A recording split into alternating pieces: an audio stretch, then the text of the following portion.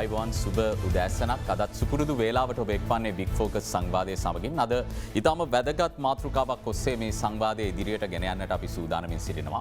ඔබ දන්නවා ඕනෑම රටක ශ්‍රම බලකාය වෘත්තීය නිපුණත්වයෙන් අනූන පිරිසක් බවට පත්වීම ඒ රටේ ආර්ථික සංවර්ධනයට වේගවත් ආර්ථික සංවර්ධනයක් අත්පත් කර ගැනීමේ ක්‍රියාවලියට ඉතාම වැදගත් වන සාධකයක්. විශේෂම ආර්ථික විද්‍යාඥයින් පෙන්වා දෙන්නේ එය ප්‍රධාන මානව ප්‍රාග්ධන ආයෝජනයක් කියලා. විශේෂම අපේ රටේ ඉතිහාසය අරම් බැලුවට පස්සේ රැකියා වෙළඳපොළට ගැලපෙන අධ්‍යාපන ක්‍රමයක් අපේ රට තුළ ක්‍රියාත්මක වෙනවාද ඒත් එක්කම වෘත්තීය නිපුණත්වය හරියාකාරව ලබාදීම සඳහා ඒ ශ්‍රම බලකාය වෘත්තීය නිපුණත්වයෙන් ශක්තිමත් කිරීම සඳහා වන යාන්ත්‍රණයක් නිසි ආකාරයට ක්‍රියාත්මක වනවාද කියන ගැටලුව දීර්ඝ කාලයක් මුළුල්ලේ තිබුණා.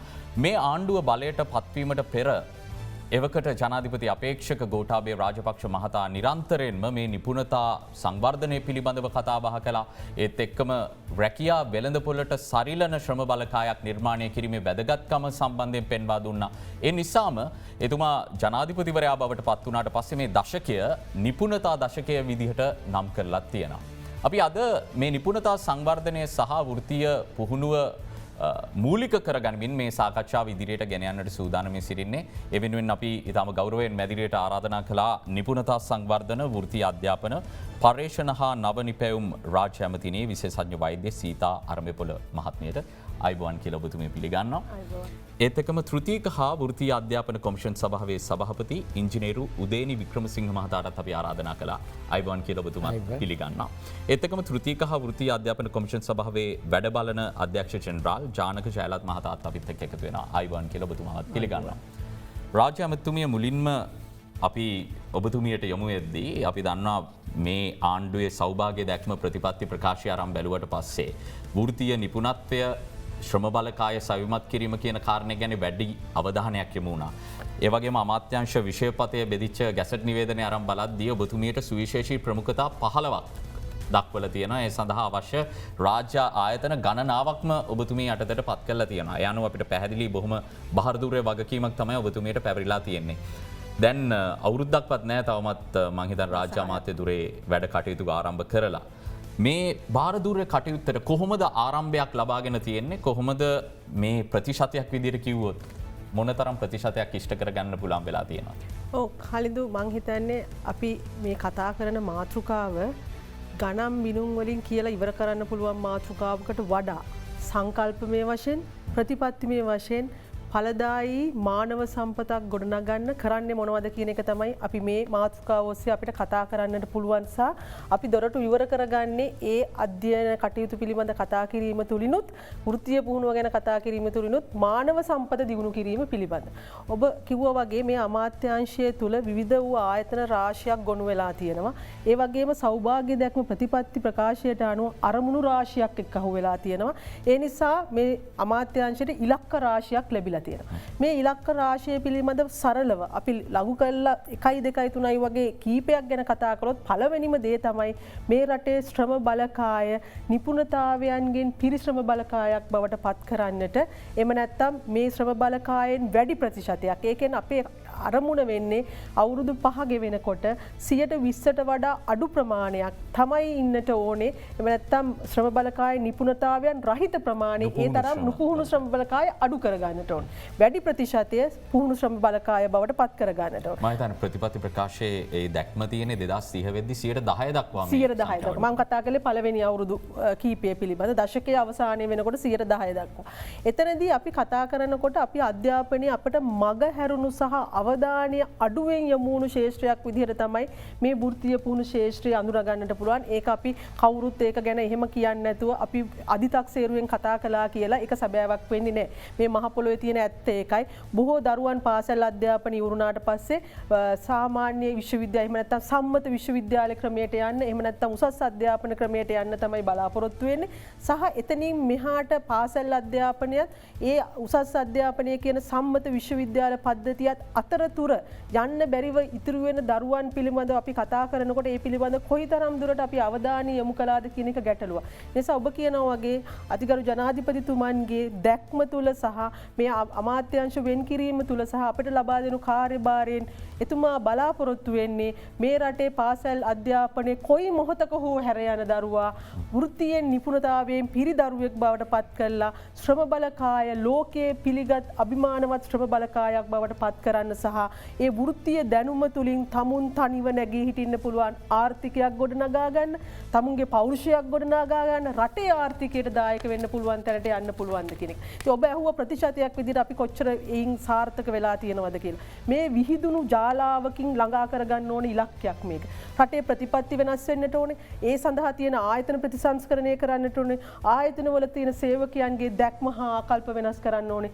සමස්ත රටේම තියෙන මේ වෘත්තීය අධ්‍යාපනය සඳහා තියෙන දැක්ම වෙනස් කරන්නට ඕනේ. අපි මේ සියලු ක්ෂේත්‍රයන් අඳුරගෙන එක් එක් ක්ෂේත්‍රයේ යා යුතු මග යමින් සිටින්නේ. ඒ නිසා ඒක මම ප්‍රතිශතයක් විදිහට ගණන් බලලා මේ මාස 6ක කාලෙට අපු ලැබූ ජයග්‍රහණ කියනවට වඩා අපි මේ දක්වා ගමන් අරගෙන මේ ක්ෂේත්‍රයේ ගත්තු ඒ අපි කියන ප්‍රතිපත්තිමය ජයග්‍රහණ ගැන කිව්වොත් මේ වෘත්තීය පුහුණුවට දරුවෝ ආකර්ෂණය කරගන්නට ඕනේ. ඉස්සෙල්ලා මේ දරුවන්ට මේ වෘත්තීය පිළිවෙල දැනුම ලබා දෙන්නට ඕනේ. අන්න ඒ සඳහා අවශ්‍ය වෙන ඒ දරුවන්ට ශක්තියක් දෙන්න පුළුවන් දරුවන්ට ශිෂ්‍යත්ව ක්‍රමයක්. අර හරියට විශ්වවිද්‍යාල පද්ධතියට වගේ මේ වෘත්තීය අධ්‍යාපනයට ලබා ගන්න අපිට මේ සැරේ අයවැයෙන් පුළුවන් වුණා. ඒ අයවැයත් එක්ක අපි ලබාගත්තු ඒ ජයග්‍රහණය නිසා දරුවන්ට රුපියල් 4000ක දීමනාවක් ප්‍රථම වරට. ඉතින් මම හිතන්නේ ඒක මේ වෘත්තීය අධ්‍යාපන ක්ෂේත්‍රයේ දරුවෝ සහ ක්ෂේත්‍රයක් වශයෙන් ගත්තු ජයග්‍රහණය. ඊට අමතරව අපිට අයත් තියෙන සෑම ආයතනයක්ම නවීකරණය කරන්නට ඕනි ක්‍රියාමාර්ග අපි අරන් තියෙනවා. මොකද අපි අඳුනගත්තු එක දුර්වලකමක් තමයි දරුවෝ ආකර්ෂණය නොවෙන්නේ මේ ක්ෂේත්‍රයට තැනක් නැත්තේත් නවීකරණය වුණු උපකරණ, නවීකරණය වුණු පාඨමාලා, නවීකරණය වූ ආයතන නැහැ අද ලෝකයට ගැලපෙන්නේ. යල් පැන ගිය සංස්කෘතියක අපි ඉන්නේ. කවුරුත් දරුවෙක් කැමති වෙන්නේ නැහැ තමුන්ගේ ඊළඟ තෘතීයික අධ්‍යාපනයේ ලබන තැන මේ වගේ කියලා කියන්නේ. ඒ ළමයි කැමති එක ලස්සනට තියෙනවට ඒ තියෙන පාඨමාලා ලෝකයේ පිළිගත් ඒවා වෙනවට ඒ ආයතනවල තියෙන උපකරණ නවීන වෙනවට තමුන් ඒ පිළිබඳව දක්වන කැමැත්ත ලෝකයේ පිළිගන්න බව දැනගන්න. අන්න ඒ සියල්ල නිසා තමයි අපි ආයතන නවීකරණය කරනවා. ඊට අමතරව අපි මේ සඳහා තියෙන රෙගුලාසි මේ සඳහා තියෙන නීති රීති වෙනස් කරමින් මේ දරුවන්ට මීට එහාට යන්න පුළුවන් අධ්‍යාපන ක්‍රමයේ මේ ක්‍රමවේද ඉහළට යන්න පුළුවන් තැන් අපි නිර්මාණය කරමින් තියෙනවා. ඊට අමතරව පාසල් අධ්‍යාපනයට මේ ශේෂ්ත්‍රය පිළිබඳ දෙන්න ඕනේ දැනුම දෙන්න ඕනේ ජංගම ක්‍රමවේදයන් නැති කරලා දරුවන්ගේ ළඟට ගිහිල්ලා මේ පිළිබඳ අවබෝධය ලබා දෙන්න. එහෙම නැත්නම් අපි කියන කැරියර් ගයිඩන්ස් මේ දරුවන්ට ඇයි වෘත්තීය පුහුණුවකින් ලෝකයේ tamunට ගන්න පුළුවන් තැන ගැන දැනගන්න තියෙන අයිතිය ලැබලා දෙන්න. එහෙම නැත්නම් ඒ දැනුම ලැබලා දෙන්න අවශ්‍ය ක්‍රියාමාර්ග අරන් තියෙනවා. ඉතින් මේ වගේ අපි ශේෂ්ත්‍රය තුල විශාල ක්‍රමවේද රාශියක් දියත් කරලා තියෙනවා. මේ සියල්ලන්ගෙන් අපි බලාපොරොත්තු වෙන්නේ හැම පැත්තකින්ම මේ ශේත්‍රය ඉහළට ගේන්න. එතකොට අපිට අර අපේ ඉලක්කය වෙන නිපුණතාවයෙන් සපිරි ශ්‍රම බලකායක්, රටේ ආර්ථිකයට දායක වෙන ශ්‍රම බලකායක්, ලෝකයේ ඕන තැනක ගිහිලා වැඩ කරන්න පුළුවන් වෘත්තීය පුහුණුවක් තියෙන ශ්‍රම බලකායක් හදාගන්න ඉලක්කයට අපිට යන්න පුළුවන්. මට අවසර දෙන්න ඔබතුමියගෙන් තව ප්‍රශ්නයක් විමසලා සභාපතිතුමාට යොමු වෙන්න. අපි 2019 වර්ෂයේ වාර්ෂික දත්ත එක්ක කතා බහ කරද්දී පාසල් පද්ධතියට එකතු වෙලා තියෙන සංඛ්‍යාව 3,50,000ක්. ඒ අතරින් 30,000ක පමණ සංඛ්‍යාවකට තමයි සරසවි වරම් හිමි වෙන්නේ. 1,60,000ක් පමණ මේ වෘත්තීය පුහුණු පාඨමාලා හදාරන්නට යොමු වුණත් NVQ සහතික ලබා ගන්නේ 70,000ක පමණ පිරිසක් පමණයි.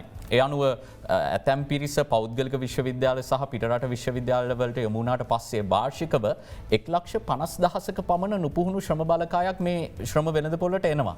ඒක කොයිතරම් විශාල බාධාවක්ද රටේ ආර්ථික සංවර්ධනයට නුපුහුණු ශ්‍රම බලකායක්. විශේෂයෙන්ම අපේ රටේ සේවා නියුක්තිකයන් අතරින් 14%ක් ත්‍රිරෝද රියදුරන් මේ තත්ත්වයත් එක්ක අපි කතා කරද්දී. ඔව්. ඇත්තට මම හිතන්නේ ඔය අනතුර තමයි ජනාධිපතිතුමන් අපේක්ෂකත්වයේ ඉල්ලන කාලේ ඉඳන්ම අඳුරගත්තේ. මේ ප්‍රතිපත්ති මාලාව සකස් කරනකොටම එතුමන්ගේ අවධානය යොමු වෙච්ච අනතුර තමයි ඔබ අද ඔය අපිට කලින් කතා කරපු ඒ අනතුර. අන්න ඒකෙන් තමයි අපි ගොඩ එන්න ඕනේ. හැබැයි මේක ක්‍රමවේදයක් ඇතිව කරනකොට අපිට කණ්ඩායම් කීපයක් මේ ඔබ කියපු අර අතරමැදි කණ්ඩායම පාසලට අම්මගේ අතේ එල්ලිලා ඇඟිල්ල එල්ලිලා පාසලට බාලාංශ පන්තියට එන දරුවෝ වගේ ඉඳලා විශ්වවිද්‍යාලයට යන වරම් ලබන දරුවා අයින් කළාට පස්සේ ඉතුරු වෙන දරුවන් විවිධ අවස්ථාවලදී තමුන්ගේ අධ්‍යාපනය හැර යන්නේ. සමහරු අටේ පන්තියේදී සමහරු සාමාන්‍ය පෙළ උසස් පෙළ. ඒ වගේම තමයි උසස් පෙළදී සමත් වෙනවා සමහර දරුවන් පිරිසක් ඉන්නවා සමත් වෙලා ඔවුන්ට ලැබෙනවා විශ්වවිද්‍යාලයට ඔබ සුදුසුයි කියන ඒ නිර්ණායකය. නමුත් විශ්වවිද්‍යාලය තුල අවකාශ ඉඩකඩ නැති නිසා ඔබට යන්න බෑ කියන කොටසකුත් තියෙනවා. ඇත්තට මේ මොහොත වෙනකොට අපේ අමාත්‍යාංශයට ඒ වගකීමත් ලබා දීලා තියෙනවා. අතිගරු ජනාධිපතිතුමන්ගේ සංකල්පයක් අනුව පුරවර විශ්වවිද්‍යාල ඇති කරන්න. පුරවර විශ්වවිද්‍යාලවල අරමුණ වෙන්නේ නාගරිකව අපි ඇති කරනවා එක් නගරයක එක දිස්ත්‍රික්කය තුල විශ්වවිද්‍යාල ඒ දිස්ත්‍රික්කය තුල ඉන්න දරුවන්ට ප්‍රමුඛතාවය දෙන්න උසස් පෙළ සමත් වෙන විශ්වවිද්‍යාල වරම් අහිමි දරුවන්ට අවස්ථාව ලබා දෙන්න සහ ඒ දිස්ත්‍රික්කය තුල පවතින ශ්‍රම බලකායේ අවශ්‍යතාවය සපුරන්න පුළුවන්. ඒ කියන්නේ රැකියාව මේ දරුවා සොයාගෙන එන තැනට රැකියාවක අවශ්‍යතාවය උපාධියෙන් පස්සේ දරුවන්ට දැනෙන කොයිතරම් පීඩාවක් ගෙන දෙනවද කියලා අපි දකිනවා පාර පුරා දරුවෝ ඒ සඳහා ගත කරන කාලය දැක්කම. අන්න ඒ නිසා එයින් මග ඇරලා අපිට පුළුවන් නම් මේ දරුවන්ටත් අවස්ථාව දෙන්න. අන්න ඒකටත් අපි මේ පුරවර විශ්වවිද්‍යාල සංකල්පය අපි තා මේ නොබෝ දිනක කියන්නේ මේ අවුරුද්දේදී පළවෙනි විශ්වවිද්‍යාලය විවෘත කරන්න බලාපොරොත්තු වෙනවා. ඒ ආකාරයේ සම්මතය. එතනින් එහාට ගියාම තමයි අර ඉතුරු පිරිස ඉතුරු වෙන්නේ. හරි ඔබ උසස් පෙළ සමත් නැහැ විශ්වවිද්‍යාල සුදුසුකම් ලැබලා නැහැ. නමුත් ඔබත් ජීවිතේ ජය ගන්න ඕනේ. ගණන් අසමත් කියන්නේ ජීවිතය අසමත් කියන මතවාදයෙන් අපි එළියට ඇවිල්ලා ඒ තමුන්ට ගැලපෙන වෘත්තීයක අධ්‍යාපනය ලැබලා ආර්ථිකව ශක්තිමත් වෙන්න ඕනේ. අන්න ඒ පිරිස වැඩි කරන්න තමයි මේ සියලු පහසුකම් මේ වෘත්තීය ශාස්ත්‍රය දියුණු කරන්න අවශ්‍ය දේවල් මේ මොතේ රජය විසින් සපයමින් සිටින්නේ. අපිට ඒ සඳහා අවශ්‍ය පහසුකම් ලැබලා තියෙනවා මේ ආයතන දියුණු කරන්න, ආයතන නවීකරණය කරන්න, දරුවන්ට ශිෂ්‍යත්ව දීලා දරුවා අතරමඟදී නතර වෙන එක අඩු කරන්න. මොකද අපි සොයා බලපුවම කලින්ද බොහෝ විට අපි දැනගත්ත කාරණේ තමයි ආර්ථික තියෙන අපහසුතා නිසා පාඨමාලාවක් අවසන් කරන තෙක් ඔවුන්ට රැඳෙන්න බෑ. ඔවුන්ට කෑම වේල ගන්නවත් සල්ලි නෑ දෙමව්පියන්ට. 150කට වැඩි පිරිසක් පාඨමාලාව හැරෙනවා. එතනදී ඒ සඳහා වන අත්වැල දෙන්න තමයි මේ ශිෂ්‍යත්ව ක්‍රමය පටන් ගන්න තියෙන්නේ. අපි ඒකත් නොබෝ දිනකදී මේ වෙනකොට පෙබරවාරි මාසයේ සිට ලැබිය යුතු හිගමුදලුත් සමග ඔවුන්ට ලබා දෙන්න කටයුතු කරනවා. නමුත් අර මූලික පටන් ගන්නකොට හරි නිර්ණායකයන් යොදන්න ඕන නිසා ඒ පිළිබඳ මේ අප්‍රේල් මාසෙ වෙනකන් කාලය ගන්න. එතනින් එහාට ගියාම මේ දරුවන්ට තවත් ප්‍රශ්නයක් තමයි මේක කළාට කෝ රස්සාවක්. ලෝකයේ රස්සාවල් එහෙම නැත්නම් රැකියා ශාස්ත්‍රයේ ඉල්ලන කුසලතාවය නෙමෙයි බොහෝ විට මෙතුවක් කල් මේ ආයතන වලින් දීලා තියෙන මිස්මැච් එකක්. එහෙම නැත්නම් නොගැලපීමක් තියෙනවා. ඒ නොගැලපීම අයින් කරන්න මේ පාඨමාලා නවීකරණය කරන මේ දැනටමත් ආරම්භ කරලා තියෙනවා. මේ සියල්ලෙන් අපිට ඔබෙන් අහපු ප්‍රශ්නෙට පිළිතුරක් ඇක් එළි වෙනකොට නෙවෙයි නමුත් කාලයත් එක්ක අපිට ලබා දෙන්න පුළුවන්. ක්‍රමානුකූලව මේ තිරසාර විදිහට තිරසාර ආකාරයට මේ දේවල් වලට විසඳුම් සෙවිය යුතුයි කියන කාරණේ තුමිය සඳහන් කරන්නේ. සභාපතිතුමා දැන් මෙතුමිය යටතේ තියෙන මෙතුමියගේ අධීක්ෂණය යටතේ තියෙන එක් රාජ්‍ය ආයතනයක සභාපතිවරයෙක් විදිහට අපි ඔබතුමාව මෙතනට කැඳවන්නේ තෘතීක හා වෘත්තීය අධ්‍යාපන කොමිෂන් සභාවේ සභාපතිවරයා.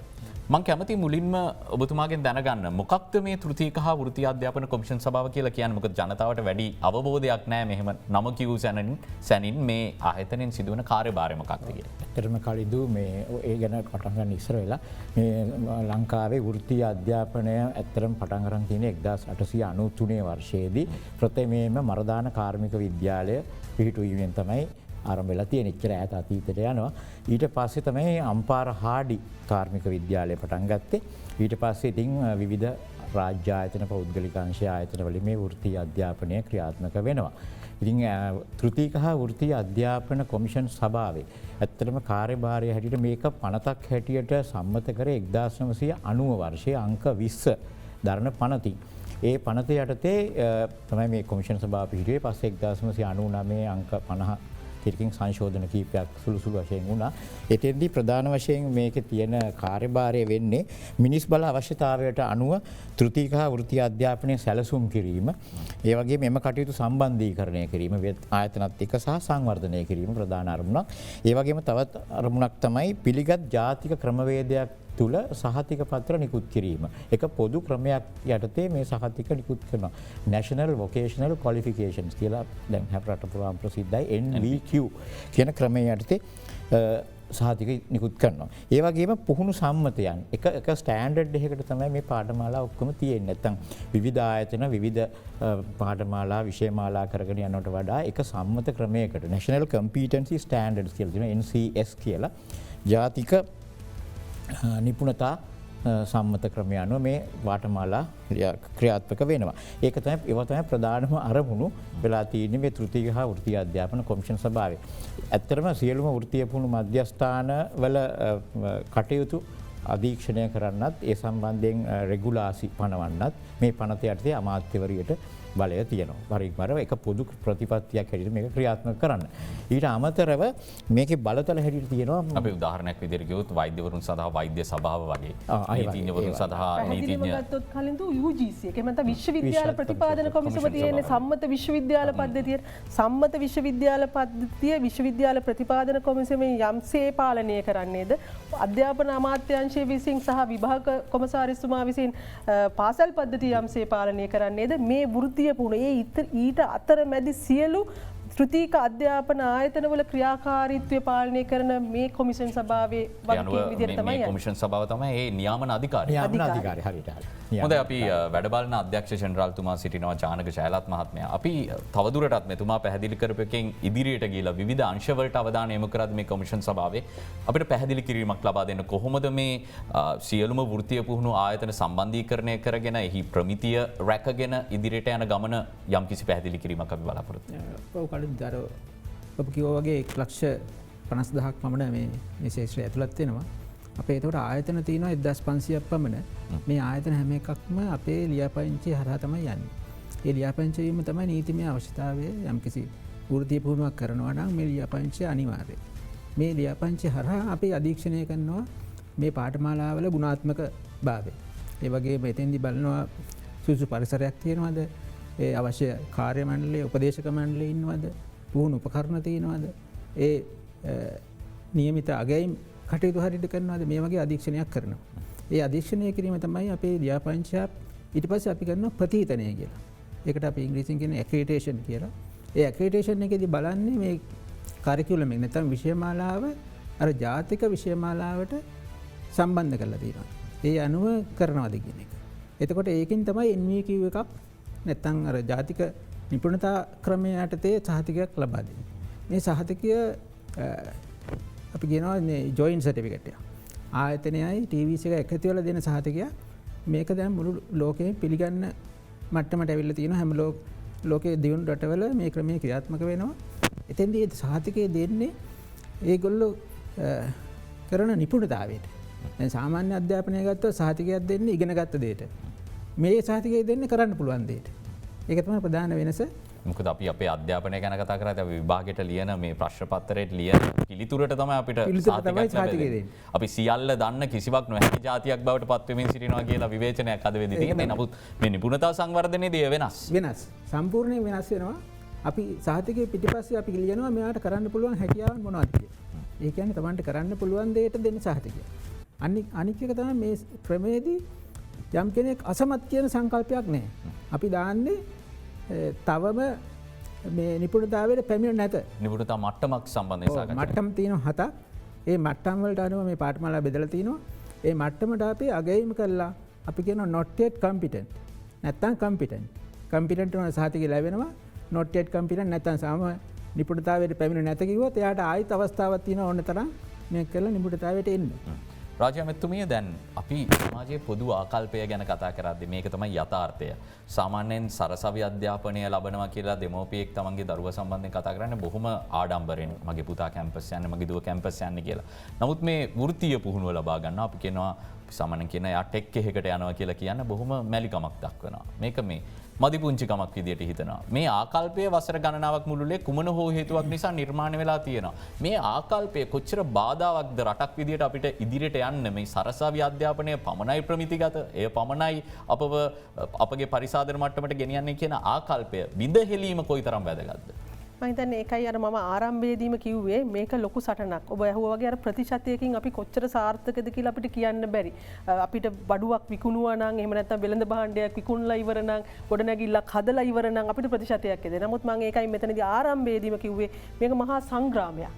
මේක ආකල්පමය සංග්‍රාමයක්. මේක යටිතල සංවර්ධන සංග්‍රාමයක්. මේක අපි අධ්‍යාපන නවීකරණ සංග්‍රාමයක්. මේක ඒ සියලු ක්‍රමවේදයන්ගෙන් යන්න ඕනේ අපි ඉදිරියට අපේ ඉලක්කයට යන්න. ඔබ කිව්වා වගේ ප්‍රථම බාධක විදියට ප්‍රබලම බාධක විදියට මා දකින්නේ මේ වෘත්තීය පුහුණුව පිළිබඳ රටේ තියෙන ආකල්පය. තරුණයන් ගැන තියෙන තරුණයන් තුල තියෙන ආකල්පය සහ දෙමව්පියන් තුල තියෙන ආකල්පය. හැබැයි අපිට ඒකට දොස් කියන්න බෑ කලින්. ආකල්ප නිර්මාණය වෙන්නේ යම්කිසි කරුණු කාරණා පදනම් කරගෙන. මොකද්ද මේකෙදි තියෙන කරුණු කාරණා පදනම් වෙන්න හේතුව ඔවුන් බලන්නේ වෘත්තීය පුහුණුව කරපු දරුවාට පුහුණුව ඉවරුණාට පස්සේ රැකියා ශේෂ්ත්‍රයේ තියෙන පිළිගැනීම කුමක්. මේ ශේෂ්ත්‍රයේ තියෙන පිළිගැනීම කුමක්ද සහ ජාත්‍යන්තර වශයෙන් තියෙන පිළිගැනීම කුමක්ද. එතන මේ මෙතෙන්ට එන අධ්‍යාපනයේන දරුවා කොයිතරම් සතුටින් අධ්‍යාපනය හදාරනවද, කොයිතරම් නවීන ලෝකයට සරිලන අධ්‍යාපනයක් ලබනවද සහ මේ ආයතන කොයිතරම් නවීකරණය වෙලා අද ලෝකයට ගැලපෙන විදිහට තියෙනවද කියන එක. මේ සියලු කාරණාවන් අපි හරියට ඉෂ්ට සිද්ධ නොකර ආකල්පය වෙනස් කරන්නත් අපිට බෑ. අපි මොනහරි දෙයක් දරුවන්ට විශ්වාසයක් ගොඩනගන්න අපි මෙතන සාධනීය කරුණු කරලා පෙන්වන්නට ඕන. කියලා පෙන්නලා වැඩක් නැහැ. අන්න ඒ නිසා තමයි අපි මම විතරක් නෙමෙයි මේ අමාත්‍යාංශ ආයතන සියලු දෙනා එකතු වෙලා අපි ගිය අගෝස්තු මාසයෙන් පස්සේ මේ අමාත්‍යාංශ බාරගත්තට පස්සේ අපි මාස ගාණක් කරපු ලොකුම දේ තමයි මේ සඳහා අධීක්ෂණයක් කළා. අපි සංගණනයන් කලා ගිහිල්ලා ඒ තැන්වලදි හැම ආයතනයකටම අමාත්‍යාංශ නිලධාරීන් යව්වම ඒ මම අදහස් කළේ ඔවුන් ලව්වම මේ ශේෂ්ත්‍රයේ තියෙන අඩුපාඩු පිළිබඳ තේරුම් ගන්න. හැම ආයතනයකටම මැන්ඩේට් එකක් එහෙම නැත්නම් කාර්යභාරයක් තියෙන. ඒ කාර්යභාරය මෙතෙක් ඉෂ්ට වෙලාද කියන එක හෙව්වනම් අපිට හොයාගන්න පුළුවන් මේ ආකල්පමය මේ අවපහතයට හේතුව මොකද්ද? රටේ මෙහෙම ආකල්පයක් ගොඩ නැගුණේ ඇයි? අපි හරියට අපි වැඩේ කළා නම් මේ වගේ දෙයක් වෙනවද කියන එක. අන්න ඒ කරුණු කාරණා හොයනකොට අපි හඳුනාගත්තු කාරණා වලට තමයි අද අපි ක්‍රියා කරමින් ඉන්නේ. ඒකෙදි හඳුනාගත්තු කාරණා දරුවන් මේකට නොඑන්න හේතුව. සහ මේ පාඨමාලා ලෝකයේ පිළි නොගන්න හේතුව. මේ පාඨමාලා හදාරන දරුවන්ට රැකියා දෙන්නට රැකියා ශේෂ්ත්‍රයයි මැලි වෙන්න හේතු. අන්න ඒ කාරණා හොයාගත්තම අපි හඳුනාගත්තු කාරණා කිහිපයක් තියෙනවා. මේ දේවල් හොයාගෙන තියෙනවා. ඒ කරුණු හොයාගෙන තියෙනවා. දැන් අපිට තියෙන්නේ කරුණු වලට ක්‍රියා කරන්න. අපි අර එකපාරට පැනලා මේක ක්‍රියා කරන්න ගත්තරම් හරියට ගැමුණු රජුරු අර උණුබත් කනකොට ලැබුණානි උපදේශක් තනින් තන ওই බත් ටික කන්න නැතුව හරියට පිළිවෙලකට කන්න කියලා. ඉතින් අපි අර ආපු ගමන් ජනප්‍රියත්වයට එහෙම නැත්තම් රටේ ජනතාව ඒ වෙලාවට සතුටු කරන්න එහෙම් මෙහෙන් දේවල් කරා නම් මේ වෘත්තීය ශේෂ්ත්‍රයේ වෙන්නේ දකින්න කෙනා ඒ මොහොතේ සතුටු වෙයි. තව අවුරුදු දෙකක් යනකොට ආයෙත් අපි හිටපු තැනටම වැටෙනවා. ඒ නිසා මේ අවපාතයට මේ විදිහ ආකල්පමේ අවපාතයක් අඩු තක්සේරුවකට ලක්වෙන්න හේතුව සහ ඇත්තට මේ දරුවන් මේ ප්‍රායෝගික මූණ දෙන ගැටලු සහ ශේෂ්ත්‍රීය මූණ දෙන ගැටලු අපි අඳුනගෙන ඕනේ අපි ඒකට උත්තර දෙන්න. අපි අඳුනගත්තු එක කාරණයක් දරුවන්ගේ පැත්තේ දරුවෝ මේ ආයතනවල තියෙන යටිතල පහසුකම් වලට කැමති නැහැ. දරුවෝ මේ පාඨමාලාවේ හැදෑරුවාට පස්සේ ඔවුන්ට රැකියාවක් ලැබෙන්නේ නැහැ කියන අවිනිශ්චිතභාවයෙන් පෙළෙනවා. ඒ සියල්ලටත් වඩා සමහර වෙලාවට දරුවෝ එන්න ඕනි වුණත් එන්න ආර්ථික පහසුකම් නැහැ. ඒ නිසා මෙන්න මේ කාරණාවලට අපි ආමන්ත්‍රණය කරන්නට ඕනේ. අපි හිතුවා අපි දරුවෝ සවි බල ගන්නන්නට ඕනේ ආර්ථිකමය වශයෙන් මෙතෙන්ට එන්න. ඒ නිසා උන්ට ශිෂ්‍යත්වයක් ලබා දෙන්න අමාත්‍යාංශ කාර්ය මණ්ඩලයේ බොහොම කැපවීමෙන් කටයුතු කරලා කරුණු දක්වලා ගරු අග්‍රාමාත්‍යතුමන්ගේ සහ ජනාධිපතිතුමන්ගේ උදව්වෙන් අපි ඒ සහයෝගය ලබා ගත්තා. එතනින් එහාට ගත්තම අපි අඳුනගත්තා මේ ආයතන නවීකරණය කරන්නට ඕනේ. එක රැයකින් දැන් අපි හිතමු කාර්මික විද්‍යාල 30ක් තියෙනවා රට පුරා. ඒ 30 හදන්න බැහැනේ එක රැයකින්. එක මාසෙකින් මාස දෙකකින් එහෙම බොරු පොරොන්දුවක් දුන්නොත් ඒක යථාර්ථයක් නෙවෙයි කලින්. ඒ නිසා අපි එයින් තෝරාගත්තු 5ක් 10ක් එක වසරක වශයෙන් මේ කාල පරිච්ඡේදය තුලදී සම්පූර්ණයෙන් නවීකරණය කරන්න පටන් ගත්තා. ඒ සඳහා සැලැස්ම හැදලා එහිදී පාඨමාලාව තියෙන උපකරණ සහ ගොඩනැගිලි සියල්ල නවීකරණය කරනවා. එතනින් අමතරව අපිට මේ ශේෂ්ත්‍රයේ දරුවන් මූණ දීපු රැකියාවලදී ගැටලු හැටියට අපි මේ කොමිෂන් සභාවත් සම්බන්ධ වෙන නිසා මම කියන්න මේ දරුවන් විභාග කරපුවාම දරුවන්ගේ සහතිකපත් වල ලොකු ප්‍රමාදයක් තිබුණා. අවුරුදු 3ක් අවුරුදු 4ක් සහතිකපත් නොලැබිච්ච දරුවෝ ඉන්නවා. ඉතින් ඒ නිසා අපි මේ මාස කීපේ දැන් ඉතා ඉක්මන් ක්‍රියාමාර්ගයක් අරගෙන මේ අප්‍රේල් මාසෙ ඉවර වෙනකොට අර අවුරුදු 3ක අවුරුදු 4ක සමහර අවුරුදු 6 එකතු වෙච්ච ඒවා තිබිලා තියෙනවා. අපි ඒ ටික ඔක්කොම සහතික පත්‍ර දීලා ඉවර කරලා එතනින් පස්සේ අපි කියනවා විභාග ඉවර වෙලා සතියක් ඇතුළත සහතිකය ලැබෙන තැනට. එතනින් එහාට ගියාම දරුවන්ට තව තිබුණු ප්‍රශ්නය තමයි නවීන දේවල් ඉගෙනගත්තු පුහුණු කරුවෝ නැහැ. උගන්නන කෙනා දන්නේ උපදේශකයා දන්නේ නවීන තාක්ෂණය. අන්න ඒ නිසා උපදේශකයෝ වෙනම පුහුණු කිරීමේ ක්‍රියාමාර්ගයක් අපි පටන් ගන්නවා. මේ සියලු දේ ගැන කතා කරමු. අපිට කෙටි විරාමයක් ලබා ගැනීමට අවශ්‍යයි. ඉක්මනින්ම යලිත් හමු වෙනවා. නැවතත් බිග් ෆෝකස් අපි කතා බහ කරමින් සිටින්නේ වෘත්තීය පුහුණුව රටේ ආර්ථික ප්‍රගමණයට කොයිතරම් වැදගත්ද සහ ඒ සම්බන්ධයෙන් අදාළ බලධාරීන්ට ඇති සැලසුම් සම්බන්ධයෙන්. සභාපතිතුමා දැන් රාජ්‍ය ඇමතිතුමේ විරාමයට පෙර පැහැදිලි කරා මේ උපදේශකවරුන්ට පවා විශාල අඩුපාඩු තියෙනවා කියලා මේ දරුවන් පුහුණු කරවීම සඳහා මේ වෙද්දී ආයතනයක් විදිහට තෘතීක හා වෘත්ති අධ්‍යාපන කොමිෂන් සභාව මේ උපදේශකවරුන් පුහුණු කිරීම සඳහා ගෙන ඇති පියවර සැලසුම් මොනවද?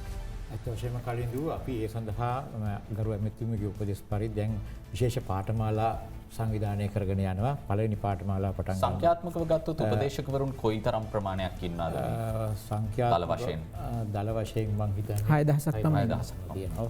ඉතින් මේකෙදී ඇත්ත වශයෙන් මේ නවීන තාක්ෂණයත් එක්ක මේ උපදේශකවරුන්ට පුහුණුව ලබා දෙන්න ඕන. නැත්තම් මේ අප්ඩේට් එකක් වෙන්න ඕන. ඒ කොයිතරම් කාලයක අඩුපාඩුවක් තියෙනවද මේ යාවත් කාලීන වීම? ඒ ගැනත් අපි කතා කරමු. ඉතිහාසයත් එක්ක කතා කරොත් මම හිතන්නේ අපිට ගැටලුව තේරුම් ගන්න ලේසි. අවුරුදු 3-4ක් තිස්සේ මේක කෙරිලා නැහැ. ඒක සඳහා තමයි මේ විශේෂ පාඨමාලාවක් පටන් ගන්න යන්නේ. උදාහරණයක් ගත්තොත් මෝටර් කාර්මික ක්ෂේත්‍රය ගත්තොත් මේකේ ඉන්න උපදේශකවරුන්ට මේ අලුතෙන් එන හයිබ්‍රිඩ් වාහන ක්‍රමවේදය අනිකුත් නවීන තාක්ෂණය සම්බන්ධව පුහුණුව නැහැ. ඒක නිසා අපි ඒ සඳහා U-Lead කියලා තියෙනවා NGO එකක්. ඒ ආයතනයේ ආධාර උපකාර ගන්නවා. ඒ අයට USAID ක්‍රමය යටතේ ආධාර මුදල් ලැබෙනවා. මේ ප්‍රථමයෙන්ම කාර්මික අධ්‍යාපනය හා පුහුණු කිරීමේ දෙපාර්තමේන්තුවේ එක සරකට 20ක් 25ක් අතර ප්‍රමාණයක් අරගෙන නවීන තාක්ෂණයෙන් යුක්ත කර්මාන්ත ශාලාවක අපි පුහුණුව ලබා දෙනවා. ඒ සඳහා විශේෂඥ පුහුණුව තියෙන කාර්මික කියන්නේ ආචාර්ය මණ්ඩලයක් යොදා ගන්නවා. ඒ යටතේ මේ පුහුණුවීම් කටයුතු තමයි සූදානම් කරලා තියෙන්නේ. අපි පළවෙනි වැඩසටහන අප්‍රේල් 19 වෙනිදා පස්සේ සතියේ අරුත නැත්තම් මේ සංවිධානය කරම වෙලා මදි මේ ටිකට සංවිධානය වෙන්න 19න් පස්සේ සතියකයි කාලයක් හැම පාඨමාලාවක්ම දවස් 5යි සඳුදා ඉඳලා සිකුරාදා වෙනකන් කරනවා. මධ්‍යස්ථාන වලින් ගෙනල්ලා ඉතින් ඒ සහභාගී වෙන ආචාර්ය මණ්ඩලයට යම් දීමනාවක් ගෙවනවා. ඒ ආහාර පාන ඔක්කොම සපයනවා. ඊළඟට අපේ කර්මාන්ත ශාලාවකත් පුහුණුව ලබා දෙනවා. ඒ විදිහ තමයි වැඩ පිළිවෙල ගෙනියන්නේ. ඉතින් එක දිගට සීරිසයක් හැටියට ක්‍රමක්‍රමයෙන් මේක ක්‍රියාත්මක කරන්න බලාපොරොත්තු වෙනවා. අධ්‍යක්ෂ ජෙනරාල්තුමා මම හිතනවා අපේ සාකච්ඡාවේ ප්‍රධාන අරමුණක් වුණා අද දිනේදී තවත් විශේෂ ව්‍යාපෘතියක් සම්බන්ධයෙන් සාකච්ඡා කරන්න 2019 වර්ෂයේදී අපි දැක්ක ඔබතුමාලා ආරම්භ කළ විශිෂ්ටතා සම්මාන ප්‍රදාන උත්සවය.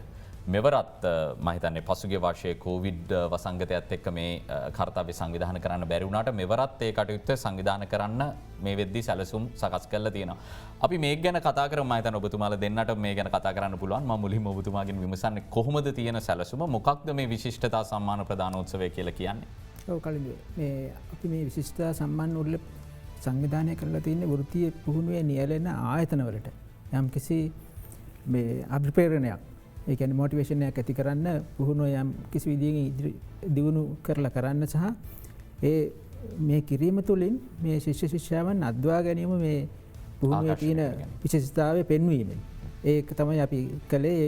ඒ කරන්න අපි අවුරුද්දක් විතර තිස්සේ මේ පුහුණු ආයතන අධීක්ෂණය කළා. යම් යම් නිර්ණායක මත ඒගොල්ලන්ට යම් ලකුණු ප්‍රමාණයන් ලබා දීලා ඒකෙන් හොඳම ආයතන විදිහට ආයතන තෝරගෙන තියෙනවා. ඒ තෝරගත් ආයතන වලට තමයි මේ විශිෂ්ටතා සම්මානය ලබා දීමට කටයුතු කරන්නේ. සභාපතිතුමා මෙහිදී ආයතන පමණද සම්මානයට පාත්‍ර වෙන්නේ නැගීමට පාත්‍ර වෙන්නේ? ඔව් ආයතන පමණයි. ඒක කොටස් දෙකකට ඇත්තටම සිද්ධ වෙනවා. එකක් රාජ්‍ය ආයතන තියෙනවා වෘත්තීය පුහුණු මධ්‍යස්ථාන ක්‍රියාත්මක කරන වෘත්තීය පුහුණු අධිකාරිය කාර්මික අධ්‍යාපන පුහුණු කිරීමේ දෙපාර්තමේන්තුව ඒ වගේ ආයතන ඒවා සලකනවා. ඒ වගේම ජාතික ආධුනිකත්ව හා කාර්මික පුහුණු කිරීමේ අධිකාරිය යටතේ ඒ ආයතන වලට යවනවා ළමයි. රැකියා ආයතන ගත පුහුණුව work based training තියෙනවා. ඒ ආයතන වලටත් අපි මේ සහතික සම්මාන දෙනවා. ඉතින් මේක කොටස් දෙකකින් සිද්ධ වෙනවා. එකක් විශිෂ්ටතා සම්මාන තියෙනවා ලංකාවෙම තේරිච්ච ආයතන. ඒ වගේම පළාත් මට්ටමිනුත් අපි තෝරනවා. මුළු දිවයින්ම විශිෂ්ටතා සම්මාන පිරිනැමීම කරන රාජ්‍ය ආයතන යටතේ ඒකේ කොටස් තුනක් තියෙනවා. එකක් මහා පරිමාණාංශයේ විශාල වශයෙන් වෘත්තීය පුහුණු කරන ආයතන. ඊළඟට මධ්‍යම පරිමාණයේ සාමාන්‍ය මට්ටමින් පුහුණු කරන ඒවා. ඊළඟට සුළු පරිමාණය යටතේ. ඒ වගේම දිවයින්ෙන්ම විශිෂ්ටතා සම්මාන රැකියා ගත වෘත්තීය පුහුණුව ආයතන වලට ළමයි යවල විශේෂයෙන් ජාතික ආධුනිකත්ව හා කාර්මික පුහුණු කිරීමේ අධිකාරිය මගින් තමයි ඒක කරන්නේ. ඒ තැන් වලට යවලා ඒ තැන් වලත් හොඳම මධ්‍යස්ථාන හොඳට කොහොමද පුහුණුව කරන්න කියලා ලකුණු දෙන ක්‍රමයක්. තෝරා ගැනීම කොහොමද සිදුවෙන්නේ මේ ජූරිය කවුද මේ ගැන අපි කතා කරන්නේ? ගරු අමාත්‍යංශයේ ලේකම්තුමිය මණ්ඩලයක් පත් කරනවා. මේ මණ්ඩලයට විවිධ පුද්ගලින් අයිති වෙනවා මේ වෘත්තීය පුහුණු ක්ෂේත්‍රයේ නියුතු සිටි කට්ටිය විශේෂයෙන් සම්බන්ධ වෙනවා. තව පෞද්ගලික අංශිනුත් සහභාගී වෙනවා. පරීක්ෂා කරන කට්ටිය ඒ ඔක්කොම එකතු වෙලා කණ්ඩායමක් හැටියට තමයි බෙදාගෙන ඒ යන්නේ ලංකාව පුරා මධ්‍යස්ථාන වලට. මධ්‍යස්ථාන 133ක් රාජ්‍ය ආයතන ඒ වගේම පුද්ගලික අංශ ආයතන 9කුත් අගයීම් කරා. ඇත්ත වශයෙන්ම මේක මොකක් පරක් වුණේ මේ කොවිඩ් නිසා යන්න බැරි වුණා. ඒක නිසා තමයි මෙච්චර පහුවුනේ. නැත්තම් මේක මීට කලින් ජනවාරි මාසෙ විතර සිද්ධ වෙන එකක්. ඉන් පහුවෙලා තමයි ක්‍රියාත්මක වුණේ. ඊළඟ ලකුණු 75කට වඩා වැඩියෙන් ගන්නව නම් ජාතික විශිෂ්ටතා සම්මානීය ඉදිරිපත් වෙනවා. ඊළඟට 65 70ට වැඩි කට්ටියට පළමු ස්ථාන 65 69 අතර දෙවන ස්ථානය ඒ වගේම 60 64 තෙවන ස්ථානය වශයෙන් ඒ සම්මාන පිරිනැමීම කටයුතු කරන ඒ උත්සවය තමයි අප්‍රේල් 5 වෙනිදා පස්වරු 2ට බණ්ඩාරනායක සම්බන්ධ ශාලාවේදී අධ්‍යාපන අමාත්‍ය ගරු මහාචාර්ය ජී.එල්. පීරිස් මැතිතුමා සහ අපේ රාජ්‍ය අමාත්‍ය විශේෂඥ වෛද්‍ය සීතා ආරම්භෝල මැතිණියගේ ප්‍රධානත්වයෙන් ඒ කටයුතු පවත්වන්න තීරණය කළා තියෙනවා. ඕනෑම ශේෂ්ත්‍රයක මේ ඇගීම කියන එක ඉතාම වැදගත් මේ ශේෂ්ත්‍රය බොහොම ඒ ජීව ගුණය පවත්වා ගනිමින් ආකර්ෂණය වැඩි දියුණු කර ගැනීම සඳහා රාජ්‍ය අමාත්‍යතුමිය තවත් වැදගත් ප්‍රශ්නයක් තමයි දැන් අපි දන්නවා ගම්බල ස්වයං රැකියාවල නිරත වෙලා ඉන්න බොහෝ දෙනෙක් ඉන්නවා. මේ අය බොහෝ විට මේ විධිමත් ආකාරයක වෘත්තීය පුහුණුවක් ලබලා ඒ සහතිකයක් ලබාගෙන ස්වයං රැකියාවල නිරත වෙන අය නෙමෙයි. නමුත් ඔවුන්ගේ ශිල්පයේ බොහොම දක්ෂයි. අපේ ගම්බල බොහෝ වෙලාවට අපි වැඩසටහන් කරන්න ගියාමත් අපි දකිනවා. වැඩ පිළිවෙලක් තියෙනවද මේ ස්වයං රැකියාවල නිරත වෙලා ඉන්න අයට NVQ සහතික ලබා ගැනීම සඳහා වන වැඩ පිළිවෙලක් විශේෂම recognition of prior learning කියන වැඩ පිළිවෙල ගැන මම ඔබතුමියගෙන් විමසීමක් කරනවා. ඔව් ඇත්තට මේක ගැන අපි දල වශයෙන් කිව්වොත් ඇයි එහෙම දෙයක් ඕනේ කියන එක කතා කළොත් දැන් අපි බලාපොරොත්තු වෙනවා නම් ඉලක්කයක් තියෙනවා නම් රටේ ශ්‍රම බලකායේ නුපුහුණු ශ්‍රම බලකායේ 120ට වඩා අඩු කරන්න ඊළඟට 110ට වඩා අඩු කරගන්න අලුතෙන් මේ ශේෂ්ත්‍රයට එකතු වෙන අය විතරක් පුහුණු ශ්‍රමිකයෝ වෙලා මේක කරන්න බෑ. මොකද මේ ශේෂ්ත්‍රවල නියතු වෙන පිරිස් බොහෝමයක් මේ වෙනකොට ඉන්නවා. ඉතිහාසයේ වැරදි නිවැරදි කරන්න වෙනවා. මොකද නැත්තම් අපි දන්නවා අපි විදුලි කාර්මිකයෝ, ජලනල කාර්මිකයෝ, මේසන් වැඩ කරන අය, වඩු කාර්මිකයෝ මේවා පරම්පරාවෙන් දැක පුරුද්දට, කර පුරුද්දට මේ ශේෂ්ත්‍රයට ආපු පිරිසක් ඉන්නවා. ඔවුන් මේ ශේෂ්ත්‍රයේ අති දක්ෂයෝ බොහෝ වෙලාට.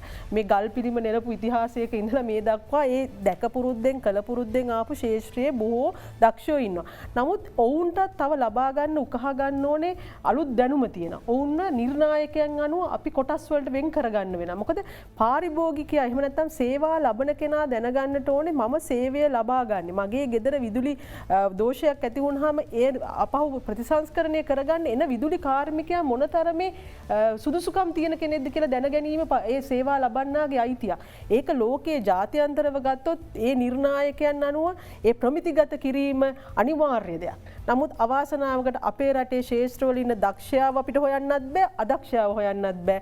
වැඩේ දැනගෙන කරන කෙනා හොයන්නත් බෑ, හොරා හොයන්නත් බෑ. ඒ නිසා මේන් හානියට සහ විනාශයට පත්වෙන මුදල් ප්‍රමාණය, අනතුරට පත්වෙන සේවා ලබන්නන්ගේ පිරිස සහ රටේ ආර්ථිකයේ ප්‍රගමණයට තියෙන බාධාව අතිමහත්. අන්න ඒ නිසා තමයි ඔය ක්‍රමවේදය ක්‍රියාත්මක කරන්න බලාපොරොත්තු වෙන්නේ. මෙතුවක් කලුත් මේ ක්‍රමවේදය රටේ ක්‍රියාත්මක වුණා, ආයතනවල ක්‍රියාත්මක වුණා. නමුත් ඒ විධිමත් කරලා, ඉක්මන් කරලා රටේ ශේෂ්ත්‍ර හඳුනගෙන ඒ ශේෂ්ත්‍රවලට ජාතික වශයෙන් රට පුරා සියලු දෙනාව ඒ ශේෂ්ත්‍රයේ නිපුණයන් බවට පත් කරන්න, ඔවුන්ට සහතිකලාභියෙක් බවට පත් කරන්න අවශ්‍ය වෙන අඩුපාඩුවක් තියෙන ඉගෙනුම ලබා දෙන එක, ඔවුන්ගේ වර්ගීකරණය කරන, එහෙම නැත්නම් ඔවුන්ගේ නිර්ණායකයන් වලට ලඝු කරලා ඔවුන්ව අධීක්ෂණය කරලා ඔවුන්ට ප්‍රමිතිගත කරන එක මේ සියල්ල තමයි ওই ක්‍රමවේදයෙන් කරන්නේ. ඒට මේ කමිෂන් සභාවත් අපිට තියෙන වෘත්තීය අනිකුත් ආයතන සියල්ල සහභාගී වෙනවා.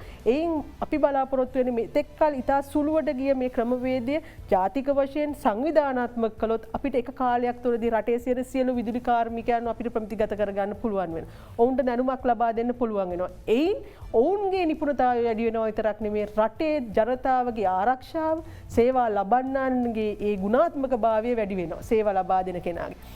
ඉතින් ඒකට අවශ්‍ය ක්‍රියාමාර්ග අපි මේ වෙලාවේ ගනිමින් සිටිනවා. ඒකට පෞද්ගලික අංශයේ සහාය අපි ලබා ගනිමින් සිටිනවා. පෞද්ගලික අංශයත් සමග කතා කරලා ඔවුන්ගේ තියෙන යටිතල පහසුකම්, ඔවුන්ගේ තියෙන දැනුම ඒ සියල්ල එකතු කරගෙන තමයි අපි මේ දේ කරන්නේ. ඒ සඳහා අවශ්‍ය අවබෝධය ගිවිසුම් අත්සන් කරමින් සිටිනවා. ඉතින් මම හිතනවා ඒයින් අපිට ඉක්මනින් පුළුවන් අපේ රටේ ශ්‍රම බලකාය යම් මට්ටමකට ගේන නිපුණයන් බවට. මොකද මේ තමයි මේ මොහොතේ වෙනකොට සූදානම් වෙලා ඉන්න ශ්‍රම බලකාය අපිට තියෙන ඉතා කුඩා දැනුම් ප්‍රමාණයක් විද්‍යාත්මක දැනුම ලබා දෙන. ඔබ දන්නවද අපේ ගෙවල් වලට එනවා අපි දන්නවා ජල නල කාර්මික. ඔවුන් සියල්ල හොඳින් කරන ගමන් අර ඒකට ගාන ගම් එක එහෙම නැත්නම් මේ රසායනික ද්‍රව්‍ය කටේ ඇඟිල්ලෙන් ගානවා. එහෙම නැත්නම් මේක කෙල ටිකක් ගාලා ගානවා. ওই වගේ ක්‍රම තියෙනවා. නමුත් ඒවට හරි දැනුම උපකරණ පිළිබඳ අවබෝධය දුන්නොත් මේ දක්ෂයන් කොයිතරම් අති දක්ෂයන් කරන්න පුළුවන්ද කියන එක තමයි අපි කල්පනා කරන්නේ සහ අපි සැලසුම් කරන්නේ. අන්න ඒ වගේ ඉතා කුඩා දැනුමක් තමයි සමහර විට එක්කෙනෙකුට ඕන වෙන්නේ. ඒ ක්‍රමවේදය අපි ක්‍රියාත්මක කරමින් අපි ඉතා ඉක්මනින් ඒ සඳහා අවශ්‍ය සැලසුම් සකස් කරලා ඉවර නිසා අපි ආරම්භ කරන්න බලාපොරොත්තු වෙනවා. රට පුරා එක මොහොතක ඒ එක් ක්ෂේත්‍රය අපි කරලා අවසාන කරන්න බලාපොරොත්තු වෙනවා. තිබුණු වගකීමක් ක්‍රමවත් කරලා විධිමත් කරලා නියම අධීක්ෂණයක් යටතේ රටට ජනතාවට දායක කරන්න බලාපොරොත්තු වෙනවා. හොඳ අපිට තවත් කෙටි විරාමයක් ලබා දෙන්න. අපි ඉක්මනින්ම යලිත් හමු වෙනවා.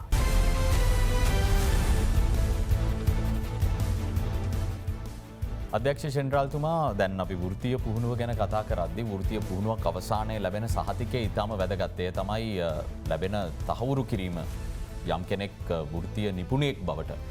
වාර්ෂිකව සාමාන්‍යයෙන් NBQ සහතික කීයක් පමණ ලබා දෙනවාද අපි?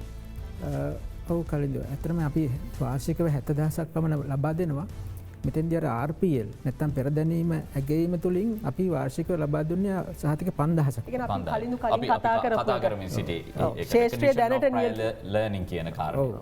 ඇත්තටම මේ ගරු ඇමතුමේ සඳහන් කරපු දැකපුරුද්දෙන් කළපුරුද්දෙන් මේක කරනවා. නමුත් සහතිකයක් නැති අයට 5,000ක සංඛ්‍යාවක් පමණයි මෙච්චර කල් ලබා දුන්නේ. ඒ කැටගරි එක නැත්නම් RPL 5,000ක් පමණ තමයි අපි දුන්නේ. නමුත් මේ අවුරුද්දේ ඉඳලා අපි දැන් සුමාන දෙකකට කලින් සාකච්ඡා කරන ගරු ඇමතුමගේ උපදෙස් මත අපි මේක 55,000 දක්වා වැඩි කරන්න අවශ්‍ය සැලසුම් හදලා දැන් ක්‍රියාත්මක වුණා. එතෙන්දී ප්‍රමුඛ ආයතන යම් යම් කර්මාන් ශ්‍රේෂ්ඨ වල ප්‍රමුඛ ආයතන වලට අපි ඒ වකීම බාර දුන්නා. ඒ බාර දීම යටතේ ඒගොල්ලන්ට 5,000 10,000 15,000 ඒ විදිහට බෙදලා ඒ විදිහ මේ ක්‍රමය ඩිසෙන්ට්‍රලයිස් කරන්න. ඒ කියන්නේ විමධ්‍යගත කරලා ක්‍රියාත්මක කිරීමේ වකීම් බාර දුන්නේ. ඇතුළෙන් අපිට ඕනේ මේ සහතිකපත් ප්‍රමාණය සමහරට ලක්ෂයක් දක්වා වගේ වැඩි කිරීමක් කරන්න. යනු 70,000ක් ලබා දුන්න NBQ සහතික ප්‍රමාණය ලක්ෂයක් කරගන්නට පුළුවන් මේ RPL සහතික සංඛ්‍යාව 55,000ක පමණ ධාරිතාවකට වැඩි කිරීම. මේ කරනවා කියලා කියද්දී ඇමතිතුමිය මොන වගේ ක්‍රමෝපායක්ද මේ සඳහා යොදාගන්නේ? මොන වගේ අලුත් සැලැස්මක්ද තියෙන්නේ? මොකද මෙච්චර කල් 5,000ක් 55,000ක් කිරීම පහසු නැහැ. ඔව් ඇත්තටම බොහෝ දේවල් කරන්න අවශ්‍ය යටිතල පහසුකම් කාලයක් පුරා රටේ සංවර්ධනය වෙලා තියෙනවා. නමුත් ඒවා යටිතල පහසුකම් හඳුනාගෙන ඒ තියෙන ආයතන වලින් උපරිම ධාරිතාවයෙන් වැඩ නොකිරීම නිසා තමයි අපේ බොහෝ කටයුතු රටේ පස්සට යන්නේ. එහෙම නැත්නම් අපි ওই ගණන් වලින් කියනකොට 100 කියන එක 1000 කරන්න අලුතෙන් ලොකු වියදමක් කරන්න නෑ ඇත්තටම. තියෙන මානව සම්පත, තියෙන ආයතන, තියෙන යටිතල පහසුකම් සැලසුමකට අනුව ක්‍රියාත්මක කිරීම. ඒක මාසයකට දෙකකට අපේ ඉලක්කයක් ඇති කර ගැනීම. අපි කියන ටයිම් ලයින් එකක් ඒ වෙලාවල් නිර්ණායකයන් යොදා ගන්න එක. ඉතින් ඇත්තටම අපි මේ කරන්නේ තියෙන අපේ සම්පත් මෙතුමාන්ලගේ මහන්සියෙන් මේගොල්ලෝ හදන සැලසුම් අපි හදලා අපි තීරණය කළේ අපිට තියෙන රාජ්‍ය සහ පෞද්ගලික ශේෂ්ත්‍රවල තියෙන සියලු සම්පත් යොදාගෙන ඒ ආයතනවට අධ්‍යක්ෂ ජනරාල්තුමා කිව්වා වගේ ඒ දිස්ත්‍රික්කවල ඒ ආයතනවලට ශේෂ්ත්‍ර හඳුනගෙන ඒ ශේෂ්ත්‍රයට වග කියන්න පුළුවන් සෑම ආයතනයක්ම හඳුනගෙන ඔවුන්ගේ සහාය ලබාගෙන අපි මේ දේ විධිමත් කරනවා. අපි මේ කාල සීමාව තුළද මේ ඉලක්කයට යා යුතුයි අපි සියලු දෙනාට ඒක දැනුම් දෙනවා. ඒක මොනිටර් කරන එහෙම නැත්නම් නියාමනය කරනවා. ඒ පිළිබඳ පසුපස්සෙන් යනවා. ඒ සඳ කතා කරලා විතරක් නිකන් නිහඬව ඉන්නේ නැතුව ඒ ක්‍රියාත්මක වෙලා එහි ප්‍රතිඵල දකින්න දක්වා ඒ පිටුපස ලුහු බඳිනවා. ඒක තමයි මේ වැඩක් කරගන්න තියෙන ක්‍රමවේදය. එහෙම නැත්නම් මේ අපේ රටේ සියලු දේ නැති නිසා අපි මෙතන ඉන්නවවත් අපිට බොහෝ දේවල් බැරි වෙන්නේ අපේ නැතිකම බැරිකම නිසා නෙවෙයි අපිට ඕනෑකමක් නැතිකම නිසා. ඒ නිසා මම හිතන්නේ අපිට මේ තියෙන පහසුකම් හරියට නියාමනය කිරීමයි අපි මේ දැන් කරන්නේ. ඒ නිසා තමයි ඔය අපි සහතිකපත් 70,000 හරි ලක්ෂය හරි සඳහන් කරන්නේ අපේ සාමාන්‍ය දරුවන් වෘත්තීය පුහුණුවට ඇවිල්ලා ලබන සහතික ප්‍රමාණය. නමුත් මේ 50,000යි මෙතුමන්ලා මේ සඳහන් කරන්නේ මෙතුවක් කල අර ශේෂ්ත්‍රයේ ඉන්න අයට දීපු 5,000ක් දීපු එක අපි 50,000ක් කරනවා. ඒක තවත් වෙනත් වූ ව්‍යායාමයක්. සාමාන්‍ය වෘත්තීය පුහුණු ආයතනයට එන දරුවන්ට අමතරව. ඒ සඳහා අපි ගමට ගිහින් ගමේ ඉන්න විදුලි කාර්මිකයෝ හොයලානේ මේ දේ කරන්න ඕනේ. ඔතන තියෙන තව ප්‍රශ්නයක් තමයි ගමේ ඉන්න විදුලි කාර්මිකයා වේවා යම්කිසි ශිල්පයකින් ස්වයං රැකියාවක් කරන කෙනෙක් මේ සහතිකය ලබාගෙන තමන්ගේ වැඩ කටයුතු පැත්තකට දාලා දිගු කාලින පාඨමාලාවකට එන්න සිද්ධ වෙනවා. නෑ අපි ඒ සඳහා ඒ ක්‍රමය නෙවෙයි අනුගමනය කරන්නේ ඔවුන්ගේ අඩුපාඩුව අඳුරගෙන ඔවුන්ගේ අඩුපාඩුව විතරයි උගන්නන්නේ. මොකද ඔවුන්ට කර්මාන්තය දන්නවා. කර්මාන්තයේ පොඩි නියාමනයක් කරලා අලුත් කරුණු කීපයක් උගන්වන්න තියෙන. ඒ සඳහා අපි ජංගම සේවයක් ආරම්භ කළා. ඇත්තටම අතිගරු ජනාධිපතිතුමාගේ මැදිහත් වීමෙන් ස්කිල්ස් ශ්‍රී ලංකා කියන ව්‍යාපෘති අපි ජනගත කළා මීට මාසයකට ඉස්සෙල්ලා. එහිදී අපි ඒක යටතේ අදහස් කරන එකක් තමයි මේ ජංගම සේවාව. වර්ක්ෂොප් එක එහෙම නැත්නම් විදුලි කාර්මිකයෙක් පුහුණු කරන්න සහ ඔහුව අගයන්න ඕනේ ඒ ක්‍රමවේදය අපි බස් රථයක් තුල සකස් කරනවා. මේ බස් රථයේ ඈත ගමක දෙන්නෙක් ගැන බලන්න හරි යන්න පුළුවන්. එහෙ ගිහිල්ලා ගමේ රථය නවත්තපුවම මෙතුමන්ලාගේ උපදේශකවරු යන්න පුළුවන්. ඒ ඇසෙස්මන්ට් කරන අය යන්න පුළුවන්. මේ උපකරණ ටික තියෙනවා. ඔවුන්ට හවසට 4න් පස්සේ පැය ගාණක් ඉගෙනගෙන හරි සෙනසුරාදා ඉරිදට මේ අධ්‍යාපනය ලැබලා හරි ඒ ප්‍රදේශයේ තියෙන ආයතනත් උපයෝගී කරගෙන ජංගම රටත් උපයෝගී කරගෙන අපි මේ දිස්ත්‍රික්කයේ ගමට ගිහින් මේ දේ කරන්න තමයි බලාපොරොත්තු. මේ සභාපතිතුමා NVQ සහතිකයේ වැදගත්කම හොඳින්ම කියලා දෙන්නට සිද්ධ වෙනවා නේද? මේ දැනටමත් කර්මාන්තයක යෙදිලා තියෙන කෙනෙක් මේ වගේ ඇවිල්ලා NVQ සහතිකයක් ලබා ගන්නට නම් උන්ට මේ සහතිකයේ ඇති වැදගත්කම කියලා දෙන්න සිද්ධ වෙනවා. ඒකට තියෙන වැඩපිළිවෙල මොකක්ද? ඇත්තටම ඒ සම්බන්ධයෙන් මූලික සාකච්ඡාවක් ගරු එමෙතුමියගේ ප්‍රධානත්වයෙන් අපි පැවැත්තුවා.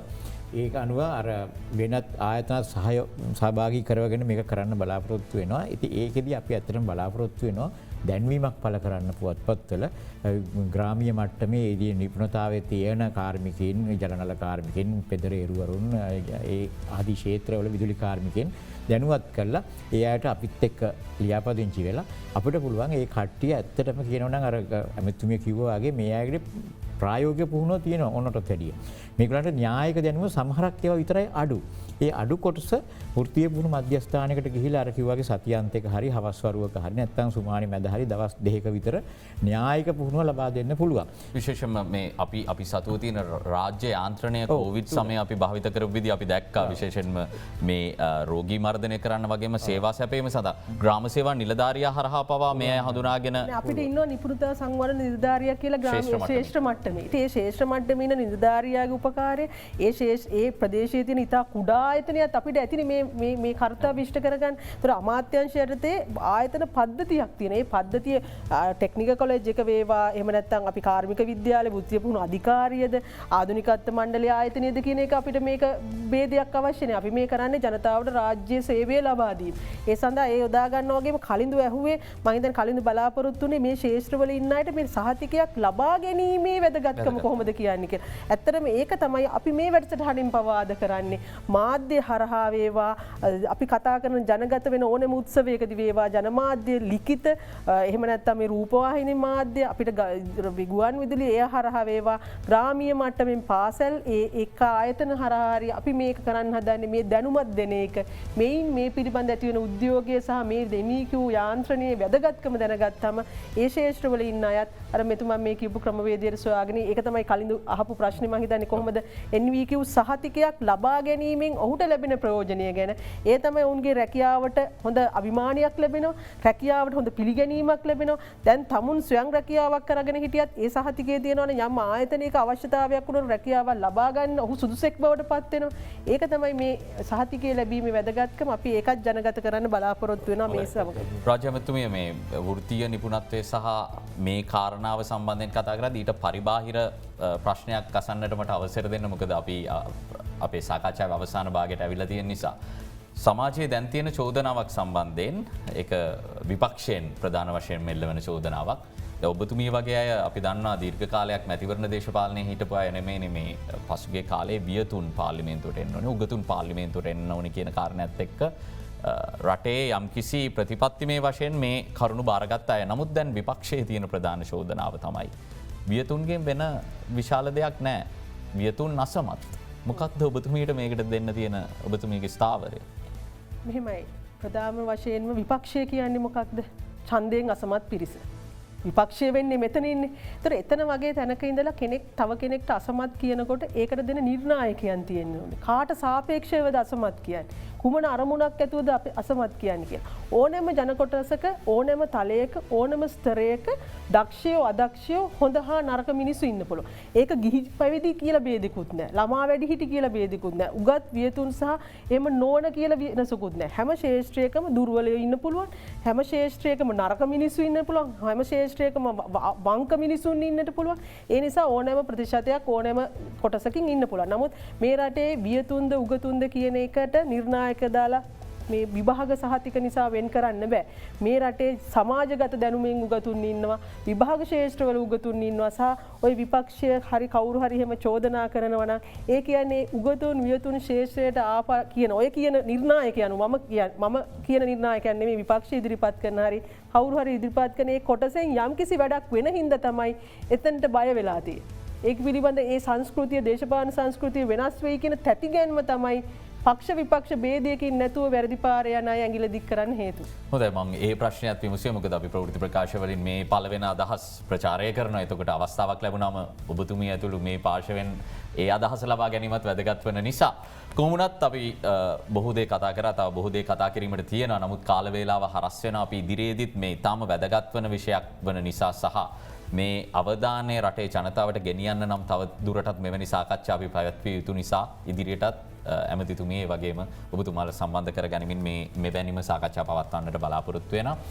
අපි සුබ පතනවා විශේෂයෙන්ම මේ කටයුත්ත සාර්ථකව ඉදිරියට ගෙනියන්න පුළුවන් වෙන්න කියලා. විශේෂයෙන් විශිෂ්ටතා සම්මාන ප්‍රදාන වැඩපිළිවෙල සම්බන්ධයෙන් දැනුවත් කිරීම අපේ අරමුණ බවට පත් වුණා. අප්‍රේල් 5 වෙනිදා පස්වරු දෙකට බණ්ඩාරනායක සම්මන්ත්‍රණ ශාලාවේදී තමයි මේ කටයුත්ත පැවැත්වෙන්නේ. අපි බෙහෙවින්ම ස්තුතිවන්ත වෙනවා නිපුණතා සංවර්ධන වෘත්ති අධ්‍යාපන පර්යේෂණ හා නවනිපයම් රාජ්‍ය ඇමතිනි විශේෂඥ වෛද්‍ය සීතා අරඹපොළ මහත්මියට අපේ ආරාධනය පිළිගැනීම සම්බන්ධයෙන් ඒත් එක්කම තෘතීක හා වෘත්තීය අධ්‍යාපන කොමිෂන් සභාවේ සභාපති ඉංජිනේරු උදේනි වික්‍රමසිංහ මහතාට තෘතීක හා වෘත්තීය අධ්‍යාපන කොමිෂන් සභාවේ වැඩබලන අධ්‍යක්ෂ ජෙනරාල් ජානක ජයලත් මහතාටත් අපි ස්තුතිවන්ත වෙනවා. අපි ඒ සමගින් අදට බිග් ෆෝකස් සංවාදයෙන් සමුගෙන යන්නටයි සූදානම සිටින්නේ. හෙටත් අපි සුපුරුදු වේලාවට හමු වෙනවා. ඔබට සුබ දිනයක්.